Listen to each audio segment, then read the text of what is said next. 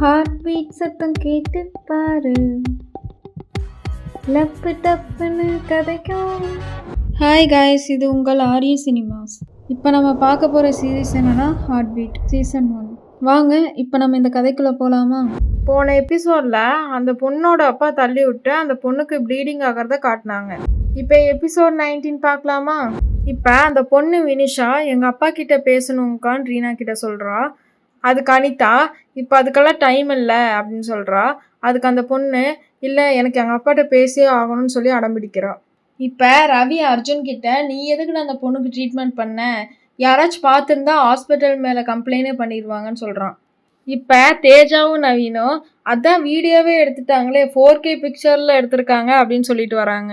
அந்த வார்டுக்குள்ளே யாருமே phone use பண்ண மாட்டாங்களே, எப்படி வீடியோ எடுத்தாங்க அப்படின்னு அர்ஜுன் கேட்குறான். அவங்க பேஷண்ட்டாக வராமல் ஹாஸ்பிட்டல் பேரை கெடுக்க வந்திருந்தா அப்படின்னு தேஜா கேட்குறா. அதுக்கு அர்ஜுன் எதுக்குன்னு கேட்குறான். அதுக்கு தேஜா எனக்கு என்ன தெரியும் உங்கள் அப்பா என்ன பண்ணாரோ என்ன பிரச்சனையோ அப்படின்னு சொல்கிறா. அதுக்கு அர்ஜுன் சம்மந்தம் இல்லாமல் ஏன் பேசுகிறேன்னு தேஜாவை கேட்குறான். சரி, எங்கிட்ட ஒரு பிளான் இருக்குன்னு தேஜா சொல்கிறா.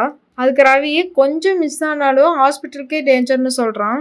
அதுக்கு நவீன் இவ பிளான் போட்டால் மிஸ்ஸே ஆகாது, சரியான விஷம்னு சொல்கிறான். அதுக்கு அர்ஜுனோ லெட்ஸ் டூ இட்னு சொல்கிறான். இப்போ அருணா நர்ஸோட தம்பி நான் அப்பாவை ஹாஸ்பிட்டல் கூட்டிகிட்டு போயிருந்தேன், என்னாச்சுன்னு தெரியுமான்னு சொல்லி கேட்குறான். அப்போ அருணா நர்ஸ் டாக்டர் என்ன சொன்னாங்க என்னாச்சுன்னு சொல்லி கேட்கும்போது அதுக்கு அந்த பையன் அவர் அளவுக்கு மீறி குடித்ததுனால ரத்த கசிவு ஏற்பட்டிருக்கு, இதுக்கு 1 லட்ச ரூபா செலவாகும்னு அந்த டாக்டர் சொன்னாங்கன்னு சொல்கிறான். அதுக்கு அருணா நர்ஸ் 1 லட்சமா, ஏன்டா நானே 10 நாளைக்கான மாத்திரை தான் வாங்கி கொடுத்துருக்க காசு இல்லாமன்னு சொல்கிறான். அதுக்கு அவன் தம்பி அக்கா வேணா நம்ம இந்த ஹாஸ்பிட்டலே சேர்த்திடலாமா அப்படின்னு சொல்லி கேட்குறான். டேய், இங்கே சேர்த்தணுன்னா நிறைய பேப்பர் ஒர்க்கு டாக்குமெண்ட் வேலையெல்லாம் இருக்குடா, நாம் நினைக்கிற அளவுக்கெல்லாம் சீக்கிரம் நடக்காதுடான்னு சொல்கிறான். அதுக்கு அவன் நீ ஸ்டாஃப் தானேக்கா, இங்கே ஏதாச்சும் பண்ண முடியுமான்னு பாரு அப்படின்னு சொல்லி கேட்குறான். அதுக்கு அவளும் சரி நான் பார்க்குறேன்னு சொல்லிட்டு 2 பேர் கிளம்பிட்டாங்க. இப்போ ரதி அந்த பொண்ணோட அப்பா கிட்ட உங்களை அவள் பார்க்கணுன்னு சொல்கிறான்னு சொல்கிறா. நான் எதுக்கு மேம் அவளை பார்க்கணும், என்னதான் அவள் ஏமாத்திட்டாளே அப்படின்னு சொல்கிறான். நீங்கள் உங்களோட கஷ்டத்தை சொல்கிறீங்க, நீங்கள் அவள் பக்கம் இருக்கிற நியாயத்தையும் கொஞ்சம் யோசிச்சு பாருங்கன்னு ரதி சொல்கிறா. அதுக்கு அவங்க அப்பா இவ பிறந்தப்பயே அவங்க அம்மா இறந்துட்டா, இவ ராசி இல்லாதவ இவ எங்கேயாச்சும் கூட்டிகிட்டு போயிருங்க அப்படின்னு சொல்கிறாங்க. நான் இல்லை, இது என் பொண்ணுன்னு சொல்லி நான் வளர்த்தேன், ஆனால் அவள் எனக்கே துரோகம் பண்ணிட்டா அப்படின்னு சொல்கிறாரு. அவளோட கஷ்டத்தையும் கொஞ்சம் புரிஞ்சுக்கோங்க, 3வது உயிரையும் கஷ்டப்படுத்திடாதீங்கன்னு ரதி சொல்கிறா. இவ சொல்கிறத ரீனா பார்த்துட்ருக்கா. இப்போ அவங்க அப்பா அந்த பொண்ணுக்கிட்ட வந்து பயப்படாத, நான் பார்த்துக்கிறேன், தைரியமாக இரு அப்படின்னு சொல்லி சொல்கிறாரு. இவன் தான் மோகன்ட்டு அர்ஜுன் கிட்ட தேஜு சொல்கிறான். அப்போ அங்கே வந்த கம்பவுண்டர் எதுக்கு என்னை கூப்பிட்டமா அப்படின்னு சொல்லி கேட்குறான். அதுக்கு தேஜோ அர்ஜுன் கிட்ட ஃபோனை வாங்கி இந்த ஃபோனை அங்கே மாற்றி வைக்கணும்னு சொல்கிறா. அதுக்கு கம்பவுண்டர் அதெல்லாம் பண்ண முடியாதுமா அப்படின்னு சொல்கிறான். பண்ணினா நீ கேட்ட கேப் வாங்கி தரேன் அப்படின்னு தேஜு சொல்கிறா. அது கம்பவுண்டர் ஹை ஜாலி நான் பண்ணுறேன் அப்படின்னு சொல்லிட்டு ஃபோனை வாங்கிட்டு ஓடுறான். இப்போ பெட்டுக்கடியில் பதுங்கி கம்பவுண்டர் போயிட்டுருக்கான். அப்போ சினிமா டாக்டரும் பெட்டுக்கடியில் வந்து இங்கே என்னடா பண்ணிகிட்ருக்க அப்படின்னு சொல்லி கேட்குறாரு. அப்புறம் சொல்கிறேன் சார், போங்க சார் ஃபஸ்ட்டு அப்படின்னு சொல்லி துரத்துறான். இப்போ பெட்டுக்கடியில் பேச்சு சத்தமாக கேட்குதுன்ட்டு மோகன் குனிஞ்சு பார்க்கும்போது அந்த கம்பவுண்டர் ஃபோனை தள்ளி விட்டுறான். அந்த தள்ளிவிட்ட ஃபோனை அர்ஜுன் காலாலேயே நிறுத்தி அதை எடுத்து மாற்றி வச்சிட்றான். மோகன் அவங்கிட்ட குனிஞ்சு நீ என்ன இங்கே பண்ணுற அப்படின்னு சொல்லி கேட்குறான்.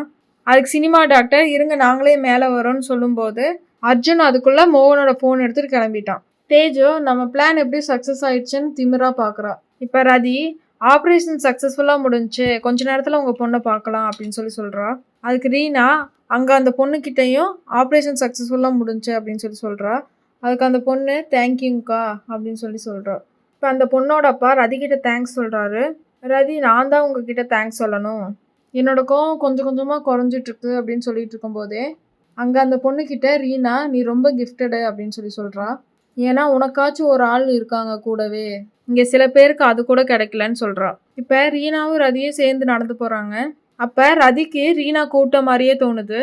கூப்பிட்டியா அப்படின்னு சொல்லி ரீனா கிட்ட கேட்கும்போது நான் கூப்பிடலையே அப்படின்னு சொல்லிட்டு அவர் ரீனா கிளம்பிட்டா. ரதி அப்படியே ரீனாவை பார்த்துட்டே நிற்கிறா. இப்போ அந்த மோகன் அர்ஜுனோட ஃபோனில் பாஸ்வேர்டு போட்டு பார்க்குறான், ஓப்பனே ஆகலை. இப்போ இன்னொரு சைடில் இவங்க மோகனோட பாஸ்வேர்டை கண்டுபிடிக்க ட்ரை பண்ணிட்டு இருக்காங்க. நிறைய நம்பர் போட்டு பார்க்குறாங்க, ஆனால் எதுவுமே ஒர்க் ஆக மாட்டேங்குது. அப்போ ராக்கி 1008 போட்டு பாருங்கன்னு சொல்கிறான். அதுக்கு அவன் ஏன் அது எப்படி ஒர்க் ஆகும் அப்படின்னு சொல்லி எல்லோரும் கேட்குறாங்க. அதுக்கு அவன் அது என்னோட டேட் ஆஃப் பர்த் அப்படின்னு சொல்கிறான். அதுக்கு தேஜு ஃபஸ்ட்டு வெளில போடா அப்படின்ட்டு டஸ்ட்டை தூக்கி மூஞ்சில் வீசுகிறான். இப்போ ராக்கி மறுபடியும் அர்ஜுன் கிட்ட ஒரு டைம் போட்டு பாருங்களேன் அப்படின்னு சொல்லி கேட்குறான். அதுக்கு அர்ஜுன் டே போடா அப்படின்னு சொல்லிடுறான். இதோட எபிசோட் 19 முடிஞ்சு. இனி ஒவ்வொரு எபிசோடும் லைனாக வந்துக்கிட்டே இருக்கும். நம்ம சேனலுக்கு லைக் பண்ணி சப்போர்ட் பண்ணுங்கள்.